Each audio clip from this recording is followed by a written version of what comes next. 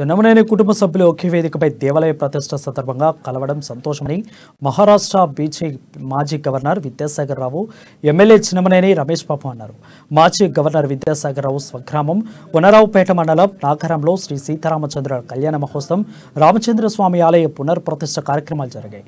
ఈ కార్యక్రమంలో చిన్నమనేని కుటుంబ సభ్యులు సందడి చేశారు. ఇక ఎమ్మెల్యే రమేష్ బాబు సైతం దేవాలయ అభివృద్ధి కోసం కృషి చేశారని, భవిష్యత్తులో ఇది పర్యటన కేంద్రంగా మారబోతుందని విద్యాసాగర్ రావు అన్నారు.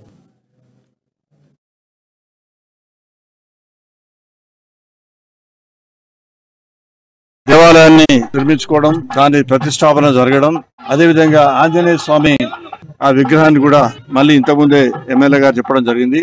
కేటీఆర్ గారు వారు డబ్బులు సాక్షి చేయడానికి ఒప్పుకున్నారని చాలా చక్కగా ఇదివరకే ఎమ్మెల్యే గారికి హ్యాండ్ ఓవర్ చేయడం జరిగింది. దాని యొక్క ఎస్టిమేట్స్ అవన్నీ కూడా విశాఖపట్నంలో ఇదే విధంగా వాళ్ళు ఇద్దరికి అక్కడనే తయారు చేసి ఇక్కడనే ఫిక్సప్ చేస్తారు. దానికి కోదండరాములు గుట్ట అంటే మాకు చిన్నప్పటి నుంచి ఇక్కడ తిరిగిన వాళ్ళం ఉన్న వాళ్ళం ఎవరికైనా ఉంటది కదా, చాలా అటాచ్మెంట్ ఉంది. ఈనాటి కార్యక్రమంలో పాల్గొనడం చాలా సంతోషకరంగా ఉన్నది.